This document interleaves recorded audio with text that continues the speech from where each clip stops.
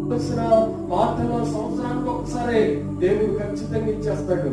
కనుక అలాంటి రోజుల్లో ప్రధాన యాజకుడు ఉన్న జకరియా లోపలికి వెళ్ళాడు. వెళ్ళి దేవుడితో మాట్లాడుతూ ఉన్నాడు. దేవుడు దిగి వచ్చాడు. దేవుడు దిగి వచ్చి మాట్లాడటం ప్రారంభించాడు. మాట్లాడుతున్న సందర్భంలోనండి అప్పుడు ఏం జరిగిందో తెలుసా? దేవుడు మాట్లాడుతుండగానే, జకరియా నువ్వు వృద్ధాప్యములో ఉన్నావు నాకు తెలుసు, నీ యొక్క భార్య పిల్లల కోసం ఏడుస్తుందని నాకు తెలుసు, నీ యొక్క కుటుంబం బ్యాక్గ్రౌండ్ అంతా నాకు తెలుసు. జకరియా ఎలిజబెతమ్మా మీరు కాలుస్తున్న కన్నీరును ప్రభు చూశాడు. అందుకని వాగ్దానం చేసిన దేవుడు నమ్మదగిన వాడు. నీకు ఒక కుమారుడు ఇవ్వబోతున్నాడు.